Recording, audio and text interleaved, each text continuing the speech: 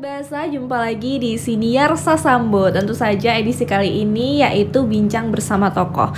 Dan kita sudah kedatangan salah satu sastrawan yang juga beberapa kali menulis buku-buku tentang puisi yang menarik, dan pastinya ini juga semakin menarik jika kita ulik apa sih sebenarnya makna di balik puisi-puisi yang ia tulis.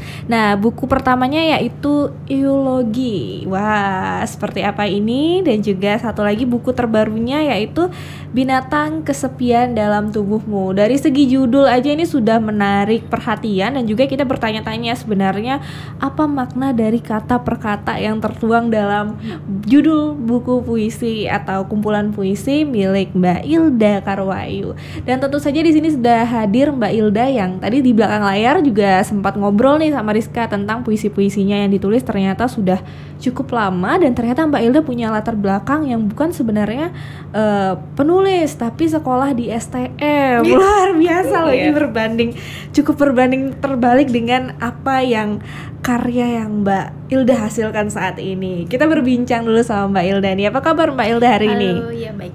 Baik, sehat ya Mbak Ilda. Gimana nih Mbak Ilda kesibukannya sehari-hari selain menulis buku atau menghasilkan karya, apa biasanya yang Mbak Ilda lakukan? Saya sehari-hari mengajar bahasa Inggris dan bahasa Indonesia untuk penutur asing di Mataram Lingua Franca Institute. Wah, mengajar bahasa Inggris bahasa Indonesia bagi penutur asing, pengajar BIPA, dan di kantor bahasa juga ada ternyata loh Mbak, benar. BIPA ini. Nah, Mbak, bagaimana sih sebenarnya Mbak awalnya bisa punya ketertarikan menulis puisi? Seperti tadi yang kita sudah sempat obrolin di belakang layar Mbak ya, Mbak kan sekolahnya malah STM jurusan komputer, kok bisa punya keinginan untuk menghasilkan sebuah karya tulis? Kalau ditanya kok bisa punya keinginan menghasilkan karya, sebenarnya keinginan secara serius itu muncul pas kuliah sih gitu. Nah, kalau latar belakangnya kenapa dulu di jurusan komputer jaringan terus tiba-tiba kuliah gitu, sebenarnya saya pribadi dari kecil gitu belum punya gambaran saya bakal seperti apa sih pas dewasa.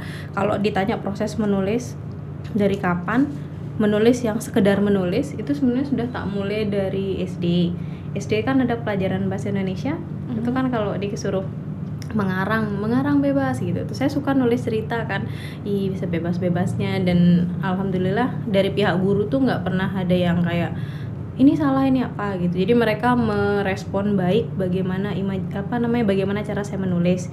Nah, sampai pas SMP itu ternyata aktivitas menulis tuh makin gandrung gitu. Saya punya buku harian, terus saya juga kadang kalau lagi nggak main sama teman pas SMP gitu, saya menulis tulisan yang saya pikir itu puisi, karena ngelihat dulu saya suka baca Bali Post itu tuh, di Bali Post kayak ada kolom puisi untuk anak-anak. Nah, saya suka lihat saya pengen bikin kayak gini gitu, tapi saya nggak punya pengetahuan puisi itu apa dan puisi yang bagus itu seperti apa.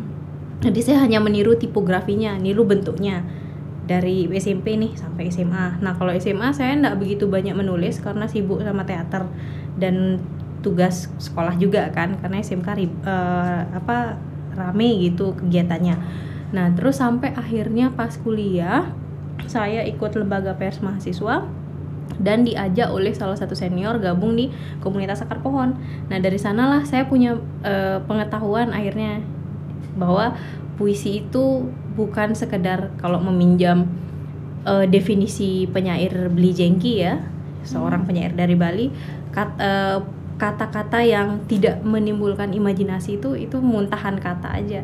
Kata yang ditempel-tempel bentuknya kayak puisi itu belum tentu puisi. Nah, dari mana kita tahu bahwa itu puisi atau bukan? Apakah kata-kata itu kalau dibaca dia menimbulkan imajinasi yang lain di kepala kita? Nah, itulah puisi. Nah, saya baru paham itu ketika masuk akar pohon gitu. Nah, lambat laun belajar berproses di akar pohon dari 2012 sampai 2018 2017 tuh terus akhirnya saya punya naskah dan tahun berikutnya terbitlah buku pertama kayak gitu. Buku pertama yang berjudul Eulogi kumpulan puisi.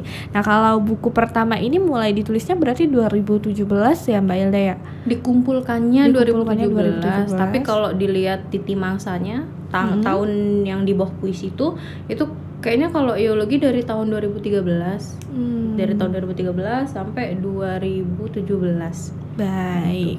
Wah, jadi itu proses perjalanannya dari awal yang masuk komunitas Akar Pohon, ternyata belajar banyak di sana bagaimana cara menulis puisi dan sebagainya. Siapa yang menjadi inspirasi Mbak Ilda saat itu untuk akhirnya mau nih fokus untuk menulis atau menghasilkan sebuah karya? Ada nggak yang menjadi inspirasi atau motivasi Mbak Ilda untuk menghasilkan sebuah karya? Mungkin dari puisi atau sastrawan siapa gitu? Kalau motivasi dalam meniru karyanya itu saya tipe yang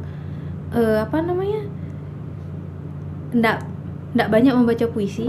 Saya justru banyak membaca non-fiksi, buku-buku non-fiksi yang dimana sekarang saya sadar sumber saya banyak dari non-fiksi, alih-alih dari puisi-puisi itu sendiri. Tapi kalau untuk orang sosok yang memotivasi saya harus punya karya nih gitu, dan saya harus memperlakukan karya saya secara baik.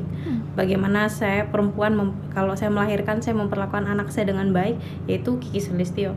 Wow. Karena kan guru saya dari awal sampai sekarang gitu, artinya ya gimana seorang murid melihat seorang guru itu kan gitu, digugu dan ditiru. Wah, kayak luar gitu biasa Bang Kiki, berarti yang cukup memotivasi untuk perkembangan karir Mbak Ilda di dunia sastra dan puisi ini.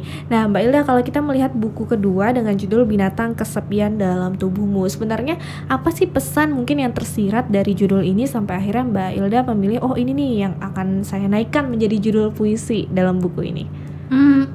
Sebenarnya proses dari naskah di buku ini ya gitu, awalnya kan saya tahun 2019 itu ke Makassar, ikut Makassar International Writer Festival kan.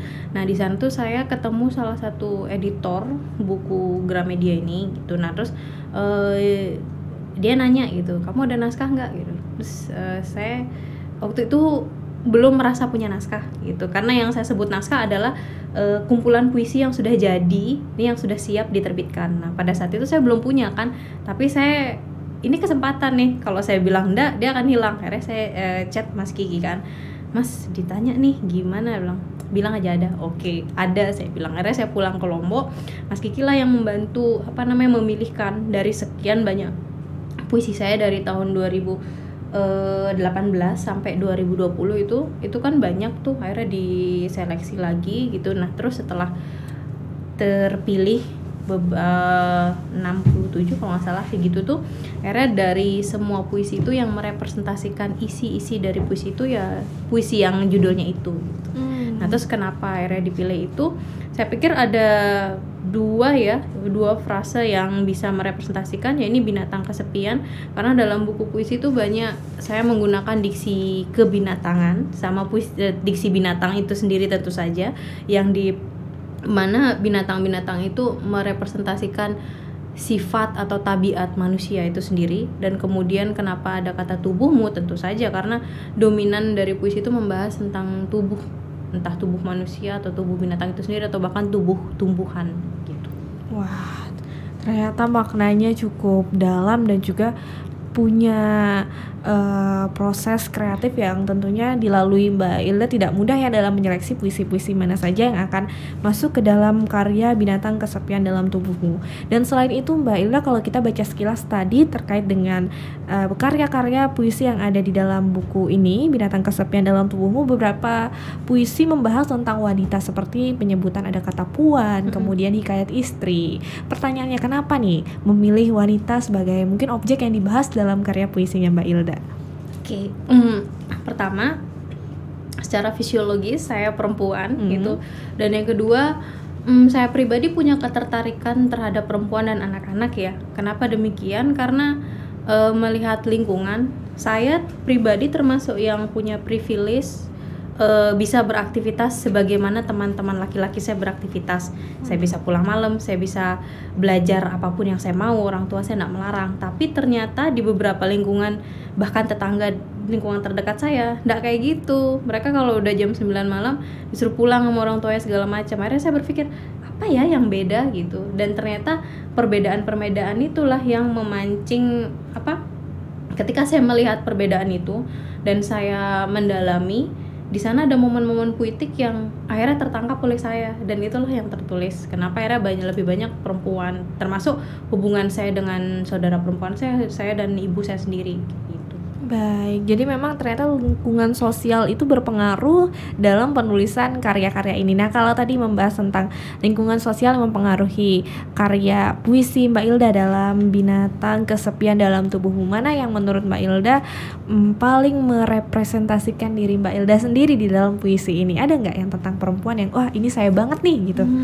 Kayaknya hampir semua ya. Karena kan kalau karya sastra itu dia berpijak pada dua hal gitu, pengalaman empiris, pengalaman kita sendiri nih, itu yang kita rasakan, yang kita alami sendiri, sama pengalaman akademis ini kita nonton, kita baca gitu. Nah, puisi saya dengan sadar itu dia banyak bertumpu di pengalaman empiris. Jadi kalau disuruh milih yang mana yang merepresentasikan, semuanya merepresentasikan. Semuanya. Gitu.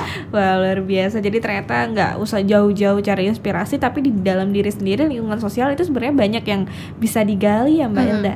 Dan yang menarik nih, satu judul dengan judul PTSD, ingatan tentang berlibur ke kantor ayah seperti lemak dalam pembuluh darah. Wah, unik nih. Boleh nggak sih Mbak Ilda ceritain sedikit sebenarnya makna di balik puisi ini dan kenapa nih judulnya PTSD? Apa sih singkatan PTSD ini, kepanjangannya apa? Tak tanya dulu deh, gimana pengalaman Mbak ketika membaca puisi itu? Jujur agak bingung ya, seperti lemak dalam pembuluh darah. Apa hubungan dari lemak dalam pembuluh darah dengan berlibur ke kantor ayah? Apalagi kan berlibur kita biasanya ini ya, mungkin enak orientasinya ya, kepikirannya itu hari Sabtu Minggu, tapi kan kantor di weekday Senin sampai Jumat. Hubungannya itu gimana Mbak Ilda? Ini sedikit membingungkan. Lemak dalam darah itu kan sebenarnya tidak sehat ya. Jadi di sana saya dengan sadar menaruhkan kayak suatu hal yang bertentangan gitu, kayak tadi Mbak Rizka udah tangkap gitu bahwa liburan ini kan dia termasuk aktivitas yang menyenangkan, ada di akhir pekan gitu, tapi di sana saya taruh kantor gitu, yang gimana emang bisa liburan di kantor, dan perasaan menyenangkan dari liburan itu ternyata dipatahkan dengan pengibaratan lemak dalam darah. Lemak dalam darah itu kan kolesterol gitu, artinya kan senang nggak kolesterol gitu. Nah kayak gitu. Jadi perasaan-perasaan seperti itu atau nuansa yang demikian yang ada di puisi itu kemungkinan bisa dirangkum dalam judul yang ada, ya ini post traumatic syndrome disorder gitu, yang dimana kalau kita baca itu kayak ada sesuatu yang kita ndak ingin ingat gitu, yang terjadi pada diri kita, tapi suatu waktu dia bisa keluar dan dia ngasih kesan yang ndak enak kayak gitu. Jadi ketika itu proses kreatifnya, ketika saya mengingat suatu kejadian yang secara tiba-tiba kelewat gitu, dan dia tidak menyenangkan ingatan itu, dan akhirnya jadilah puisi itu. Wah, nah mungkin tadi kita udah bahas juga di belakang layar ya Mbak Ilda, kenapa tentang puisi-puisi ini ada yang singkat, kemudian ada yang panjang, pemilihan kalimat atau katanya.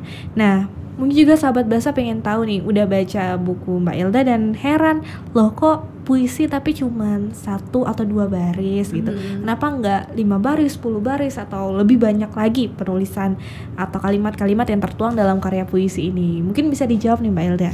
Iya, jadi yang tadi udah kita bahas juga ya di balik layar. Jadi sebenarnya saya pribadi dari awal nulis puisi itu belum punya kesadaran dan tidak sedikit pun meniatkan dia harus jadi puisi pendek.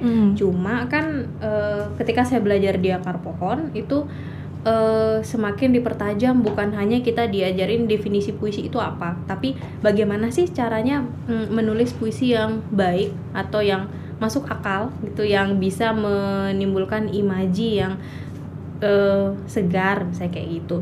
Nah akhirnya saya nulis nih, itu dulu pengalaman saya dulu pertama kali di Akar Pohon tuh pernah saya ngasih puisi ke Mas Kiki tuh 3 halaman. Saya nulis tentang tomcat. Waktu itu kan kita fenomena tomcat tuh sempat heboh ya. Nah, saya mau merespon itu tuh sok-sok nulis 3 halaman, setelah diedit dia hanya jadi 3 baris. Artinya disitulah titik tolak saya, apa sih maksudnya puisi bagus itu tuh. Akhirnya dia di kepala saya terpatri, dia bukan hanya sekedar panjang gitu, bukan berarti semakin panjang dia semakin bagus, tapi apakah setiap kata yang ada di dalam puisi itu efektif untuk menciptakan imajinasi, untuk menciptakan gebrakan atau menciptakan letupan yang bikin pembaca tuh gitu, oh iya ya, kok bisa ya ada imajinasi kayak gini gitu. Nah, itu sebenarnya intinya. Jadi mau pakai kata-kata banyak, kalau seandainya imajinasi itu tidak terbentuk, buat apa gitu. Akhirnya ya udah singkirkan aja gitu, daripada dia mengganggu yang imajinasi yang sebenarnya ada. Ya udah pangkas nih. Dan itulah yang saya lakukan. Jadi proses kreatifnya saya nulis aja dulu nih, mau banyak mau sedikit terserah. Setelah itu saya endapkan, saya biarin. Saya memberi jarak gitu antara puisi yang sudah saya tulis dengan nantinya ketika saya sunting. Nah, terus pas setelah saya sunting, barulah saya ngedit kan.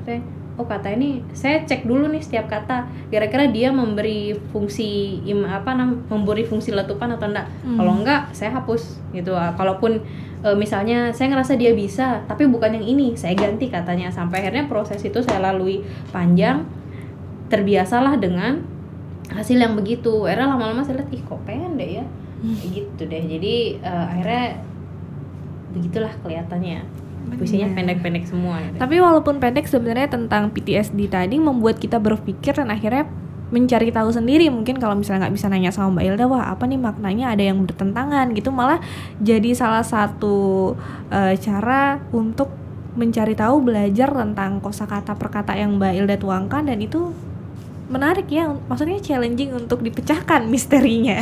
Dan maksudnya kalau dia nggak ada kata salah benar sih, karena ketika sudah dilepas ke pembaca, anggaplah penulisnya udah nggak ada gitu. Jadi apapun interpretasi pembaca bagaimana itu bebas dan sah-sah aja. Dan tak pikir justru menariknya di sana ya, setiap karya sastra itu terutama puisi, ketika setiap pembaca punya referensi yang berbeda, latar belakang yang berbeda, terus dia membaca satu puisi bersama-sama dan tanggapannya beda-beda, itu kan justru malah memancing diskusi dan topik obrolan yang beragam kan. Itu sih. Benar banget. Dan ternyata ada yang lebih singkat daripada PTSD, yaitu metronom ya, Mbak Ilda. Metronom, tumitmu menyentuh hari lahir. Apakah ini tentang kelahiran dari seorang manusia atau seperti apa Mbak Ilda mengartikan puisi yang tertuang di dalam buku, khususnya ini judul Metronom nih Mbak Ilda? Bisa jadi sih, boleh aja. Tapi itu proses kreatifnya sekali lagi dia nggak sependek itu tadinya. Itu dia tadinya kalau nggak salah cuma 5 apa 4 baris itu waktu itu deh. Metronom itu kan alat untuk, biasanya teman-teman musisi pakai metronom kan untuk menghitung ketukan tuk tuk tuk. Nah kayak gitu. Nah kita bayangin gimana hari lahir tuh kayak tahun ini tuk gitu. Wah, gitu, ternyata ya. Maknanya juga dalam ya, walaupun mungkin kita ngebacanya pendek, tapi tumitmu menyentuh hari lahir, cukup sampai di sana tapi maknanya luar biasa, apalagi dikaitkan dengan metronom tadi. Nah Mbak Ilda, kalau misalnya nih dari sahabat bahasa ada yang mau membeli buku dari Mbak Ilda, biasanya dijual atau didapatkan di mana? Apakah dijual secara online juga atau daring, gimana? Kalau untuk yang binatang kesepian dalam tubuhmu ini, dia bisa dicari di Gramedia karena terbitan Gramedia kan. Jadi mau di Gramet manapun teman-teman bisa dapatkan. Tapi kalau untuk yang khusus di Mataram gitu, kalau kalian nggak dapat di Gramet Lombok, kalian bisa cari di kedai buku klandestin. Jadi kedai buku klandestin sudah menyediakan binatang kesepian dalam tubuhmu. Wah, dan yang menariknya lagi nih Mbak Ilda, tidak banyak yang bisa masuk atau diterbitkan karyanya oleh Gramedia. Apa nih kiat-kiat dari Mbak Ilda hingga akhirnya wah diterbitkan nih oleh Gramedia, salah satu penerbit besar di Indonesia, bahkan mungkin itu impian semua penulis atau sastrawan yang ingin menerbitkan karyanya. Seperti apa sih Mbak Ilda tipsnya nih biar bisa sampai Gramedia tembus untuk menerbitkan karyanya? Tipsnya pastikan karyanya bagus dulu ya. Karena saya mengutip Mas Kiki, Mas Kiki pernah bilang ini tahun berapa saya lupa, tapi saya ingat kalau sastrawan kira-kira begini, kalau sastrawan apapun itu pastikan tolak ukur pertamanya adalah karya. Kalau karyanya bagus, dia mau diterbitin sama penerbit manapun sebenarnya nggak akan ada masalah gitu. Karya bagus adalah karya bagus gitu. Cuma kalau bicara Gramedia, saya pikir saya nggak bisa ngasih tips yang tokcer ya, karena saya sendiri juga, saya merasa pertemuan saya dengan Gramedia itu dia ndak semata-mata jadi gitu. Karena kalau saya lihat, saya mesti punya nilai tawar yang mau mereka ambil dulu. Misalnya saya belajar nulis dari 2012 nih gitu. Terus akhirnya dibimbing sama Mas Kiki di Akar Pohon.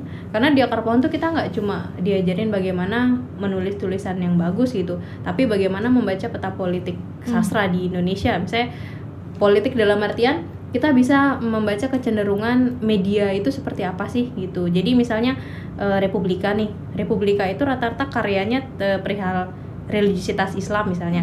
Nah kalau saya nulisnya tentang liberalisme atau nulis tentang feminisme, akan sulit masuk ke sana. Nah itulah yang kita pelajari. Sampai akhirnya banyak nih ngirim dari 2013 sampai 2018 punya buku baru. Nulis lagi nih sampai 2019.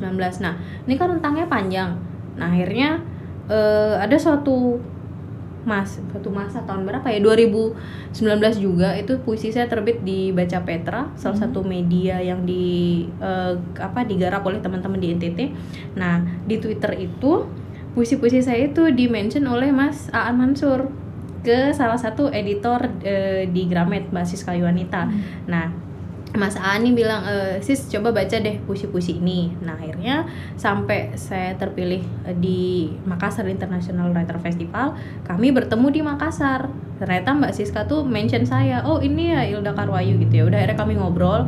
Nah dari hasil obrolan itulah akhirnya di ujungnya Mbak Siska nanya, Ilda kamu punya naskah atau enggak? Nah nyambung nih cerita yang tadi, saya tanya lagi Mas Kiki, gimana Mas? Saya bilang, ya udah itu kesempatan, ambil. Nah jadi ceritanya kayak gitu. Di saya pribadi nggak benar-benar dari awal menargetkan harus terbit di Gramet, enggak gitu. Jadi targetnya adalah ya udah, saya punya karya nih mau terbit di penerbit mana, saya belum pernah punya targetan khusus kayak gitu. Dan kalaupun akhirnya terbit di Gramet, saya pikir ya itu karena banyak usaha di belakang itu yang akhirnya saya tembus ke sana kayak gitu. Bah, ternyata benar nih, emang rezeki itu nggak bakalan kemana, karena setiap orang juga punya jalannya masing-masing untuk mencapai sukses, seperti yang Mbak Ilda alami sampai dengan buku ini terbit ya Mbak Ilda. Nah Mbak Ilda kan kalau kita melihat latar belakangnya ternyata juga seorang pengajar BIPA. Bagaimana nih cara Mbak Ilda bisa menjadi pengajar BIPA, di lain waktu juga di sisi lain Mbak Ilda itu tetap konsisten menulis karya atau menghasilkan karya? Gimana cerita di balik latar belakangnya Mbak Ilda yang seperti itu? Itu kayak dua hal yang dia kayak dua sisi koin gitu ya. Jadi kan kita hidup nih sebagai manusia dewasa gitu, kita butuh uang. Jadi saya pribadi kalau untuk mengajar itu secara profesional, artinya saya menyadari ada keuntungan profit di sana, ya saya mengajar gitu. Nah kalau untuk menulis ini lebih kepada aktualisasi diri sih gitu. Apa yang membuat saya berbeda dengan manusia-manusia lain, saya menulis apa yang saya tulis itu. Dan saya pribadi kenapa menulis, kalau sampai sekarang ya kesadaran saya adalah dia jadi rekam jejak buat saya gitu. Saya saya di tahun segini saya menulis ini, apa yang saya pikirkan itu lebih ke sana. Nah terus kenapa bisa berjalan nih dua-duanya, kayak yang tadi saya bilang mata koin di, kalau saya bisa membuat hidup saya mapan gitu dengan pekerjaan, maka saya bisa mengerjakan sesuatu yang mendukung aktualisasi saya. Tapi bukan berarti pekerjaan ini nggak mendukung tulisan saya. Dia saling mendukung. Kalau untuk misalnya ngajar BIPA nih gitu, ada topik sastra kan di BIPA itu. Nah jadi saya sangat senang gitu memperkenalkan sastrawan-sastrawan Indonesia ke teman-teman BIPA misalnya, atau membuka wacana baru dengan mereka, atau memperkenalkan diksi-diksi yang indah, misalnya diksi-diksi yang maknanya beragam itu dari karya sastra ke mereka. Jadi mereka secara langsung juga tertarik dengan karya sastra Indonesia, kan sekaligus mempromosikan ke mereka kayak gitu. Wah, benar banget. Dan itu sesuai dengan apa katanya anak-anak milenial atau Gen Z zaman sekarang ya, work life balance yang Iya, work seperti life balance. Mbak Ilda katakan tadi. Ada pokoknya kerjaan jalan, hobi juga dapat tersalurkan melalui tulisan. Nah Mbak Ilda, kalau kita ngelihat nih udah 2 buku yang Mbak Ilda terbitkan atau tulis, Geologi dan Binatang Kesepian Dalam Tubuhmu. Tahun ini atau mungkin tahun depan ada keinginan untuk menulis atau menerbitkan karya baru nggak Mbak Ilda? Pastinya. Kalau tahun ini ada sih, saya punya project gitu sedang berjalan, doakan lancar kayak gitu.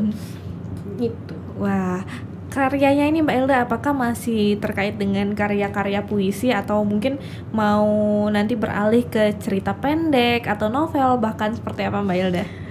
Bocoran sedikit. Jadi ada beberapa gitu. Saya selain nulis puisi, nulis fiksi juga, saya nulis cerpen sama esai. Nah, saya rencana sih lagi ngumpulin naskah esai. Wah, tentang pendidikan. Wah, menarik ya pembahasannya.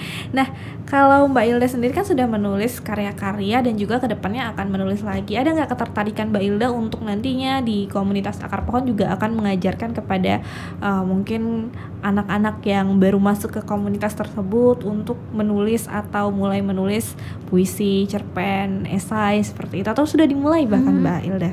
Jadi di Akar Pohon itu kan sebenarnya kelas menulis itu sudah dimulai sejak 2012 kan, dan saya lah angkatan pertama. Wah. Jadi dulu yang ngampu Mas Kiki sendiri kan gitu, sampai sekarang sih masih dia sendiri gitu. Tapi kalau mengajarkan sebenarnya sistem di Akar Pohon itu nggak nggak kayak di sekolah konvensional gitu. Ada guru, ada murid yang dikte modelnya. Nah mungkin kalau yang di Mas Kiki ada metode yang sedang dijalankan kayak gitu. Tapi kalau untuk teman-teman yang baru ini, bagaimana mereka berkomunikasi dengan kita-kita yang udah lama, dan itu lebih ke diskusi aja sih. Misalnya mereka punya karya atau apa, kita diskusiin yuk, ayo gitu. Lebih ke gitu aja, jadi kayak teman diskusi. Jadi enggak kita senior terus kita sok ngajarin mereka, enggak. Dia lebih kayak gitu aja sih, egaliter. Wah, baik. Jadi memang lebih mengedepankan diskusi untuk mungkin lebih leluasa untuk penulis baru melakukan tanya jawab dengan yang senior-senior di Akar Pohon. Banget, bahkan justru kita mengharapkan banyak pertanyaan dan diskusi ya, karena nggak ada keterikatan sih kalau di Akar Pohon ya gitu. Kalau kalian, bahkan kita nggak bayar gitu, belajar di sana sama Mas Ki itu nggak bayar gitu. Jadi bekalnya tuh cuma 2, konsisten sama satu sih, berarti konsisten aja gitu. Kalau tahan sama aktivitas yang dijalankan gitu ya mereka akan stay, kalau enggak ya mereka bakal keluar, dan tuh nggak masalah gitu, keluar aja gitu. Kalau stay ya stay aja kayak gitu. Benar banget. Jadi tentang kesesuaian sebenarnya dengan bagaimana caranya mendapatkan ilmu di sana ya Mbak Ilda ya. Nah Mbak Ilda, mungkin bisa dibagikan tips atau triknya Mbak Ilda dalam menulis puisi, menulis karya-karya sastra kepada penulis baru. Apa nih yang harus dilakukan pertama kali ketika ingin memulai menulis karya? Langkah pertama atau langkah awalnya gimana seharusnya? Ya mungkin agak beda-beda ya gitu. Misalnya kayak saya berangkat menulis puisi itu referensinya, setelah saya sadari sekarang itu ternyata banyak dari non-fiksi. Tapi intinya dari semua itu adalah kan membaca ya gitu. Istilahnya kayak sistem reproduksi gitu, sistem pencernaan dalam tubuh kita. Bagaimana kita bisa pergi ke belakang kalau kita nggak makan gitu, kita nggak mengisi sesuatu gitu. Nah caranya mengisi sesuatu ya produk gitu kita baca. Misalnya kita mau nulis nanti hasilnya jadi buku. Bagaimana kita berharap nulis menghasilkan buku kalau kita nggak baca buku gitu? Kayak gitu sih. Jadi intinya, dan membaca ini sendiri, kalau teman-teman getol di literasi kan dia banyak tahapannya tuh. Yang pertama kan kemampuan membaca teks gitu, dia bisa baca. Yang kedua mampu mencerna teks gitu, dia bisa paham apa yang dibaca. Terus yang ketiga, dia mampu merespons teks itu. Artinya dia punya pendapat atas teks itu, entah dia pro, kontra, mempertanyakan apa segala macam. Ada proses ke respon dari teks. Dan yang terakhir kan mereproduksi teks itu kan. Akhirnya setelah dia baca teks itu, entah dia sepakat atau tidak sepakat atau punya gagasan lain terhadap teks ini, dia tuliskan. Nah, nanti dari proses produksi ini kan baru dia dipecah lagi, apakah dia mau nulis dalam bentuk non-fiksi, nulis dalam bentuk fiksi, nulis dalam bentuk puisi, kayak gitu. Jadi sebelum menulis ini, teman-teman harus lalui proses pertama dulu, kayak gitu. Pertama, kedua, ketiga, keempat, follow up-nya kayak gimana. Berarti gitu. jangan males-males untuk membaca ya, Mbak Ilda ya. Harus membaca dulu baru kita bisa memproduksi mungkin hasil atau karyanya. Nah, pertanyaan terakhir sekaligus yang ingin saya tanyakan ke Mbak Ilda dan seharusnya Mbak Ilda sampaikan ke penonton sahabat bahasa yang ada di rumah. Kenapa sahabat bahasa harus membeli Binatang Kesepian Dalam Tubuhmu? Apa yang spesial dari buku ini? Apa ya? Saya bukan pesimis, lebih ke kenapa harus membaca Binatang Kesepian Dalam Tubuhmu? Saya pikir satu, dia akan menambah referensi teman-teman tentang cara pandang penyair di Lombok gitu. Orang kan biasanya kalau berpikir secara politis daerah Indonesia Timur terlihat selalu membicarakan kedaerahan, etnografis apa segala macam gitu. Tapi sebenarnya enggak. Kalau teman-teman perhatikan para penyair di Lombok, lihat tulisannya, hanya berapa sih yang akhirnya membumi dengan kata Lombok itu sendiri. Kalau Mas Kiki mungkin ada Bakarti kemarin atau ada Ampenan kan, tapi selain Mas Kiki siapa lagi? Nah, saya pribadi saya secara jujur mengakui saya enggak membumi dengan Lombok ini, bahkan saya menghapus kata baik dalam nama saya. Artinya fenomena seperti itu bisa teman-teman baca di karya-karya penyair Lombok kan. Kalian salah satunya adalah saya misalnya. Nah, setelah itu kalian bisa baca penyair yang lain. Nah, khusus dalam buku ini kalian seperti tidak akan menemukan jejak Lombok di dalam buku itu. Nah, itu kan bisa menimbul, kalau saya ya, itu bisa jadi memunculkan wacana baru. Kenapa bisa begitu itu? Seolah-olah entah dia mau diletakkan di mana buku puisi ini, dia tidak mengacu kepada Lombok kayak begitu. Berarti maknanya yang universal dan juga ini bisa dinikmati siapa aja, nggak melulu berbicara tentang budaya Lombok, Nusa Tenggara Barat seperti itu, tapi ada terobosan baru dari anak Lombok, Binatang Kesepian Dalam Tubuhmu, yang ini menarik sekali sih untuk dibaca. Sahabat bahasa mungkin di mana saja sahabat bahasa berada saat ini, dibaca, dibeli bukunya, bisa dibeli di Gramedia ya Mbak Ilda ya? Iya, dan di kedai buku klandestin. Kedai buku klandestin bisa dibeli secara daring maupun luring. Mungkin bisa dicari dulu di Gramedia terdekat, kalau nggak ada beli online atau di kedai buku klandestin. Baik Mbak Ilda, terima kasih ya udah mau berbincang bersama saya di Siniarsa Sambo, Kantor Bahasa Provinsi Nusa Tenggara Barat. Doanya semoga karya-karyanya tetap jaya, nggak berhenti sampai di sini nulisnya, tapi kita masih bisa menemukan karya-karya baru Mbak Ilda. Mungkin sampai nanti setiap tahun bisa ada terus karyanya dan terkenang di hati sahabat bahasa yang menonton tayangan Siniarsa Sambo edisi kali ini. Mbak Ilda, sekali lagi terima kasih. Jangan bosan untuk selalu datang ke sini, dan jangan lupa juga untuk bantu subscribe ini ya, berlangganan ya. Udah, wah luar biasa. Terima kasih ya Mbak Ilda. Baik sahabat bahasa, sampai di sini dulu perjumpaan kita dalam Siniarsa Sambo edisi Bincang Bersama Tokoh kali ini. Semoga banyak manfaat yang sahabat bahasa bisa dapatkan, dan juga semoga wawancara atau perbincangan dengan Mbak Ilda saat ini tadi yang sudah sahabat bahasa nonton atau saksikan bisa menginspirasi sahabat bahasa untuk mulai menulis suatu karya. Sampai di sini dulu perjumpaan kita sahabat bahasa. Wabillahi taufiq wal hidayah. Wassalamualaikum warahmatullahi wabarakatuh. Sampai jumpa. Nah sahabat bahasa, itu tadi tayangan Siniarsa Sambo edisi kali ini. Gimana? Seru kan? Nah, maka dari itu sahabat bahasa, jangan lupa untuk berlangganan kanal YouTube Kantor Bahasa Nusa Tenggara Barat. Sukai video yang kamu pilih, berikan komentar dan nyalakan lonceng pemberitahuan supaya kamu tidak ketinggalan video-video terbaru dari Kantor Bahasa Nusa Tenggara Barat. Tadi video-video yang kamu saksikan juga kamu dengarkan dan saksikan melalui SoundCloud dan Spotify Siniar Sasambo. Jangan sampai terlewat ya. Dah.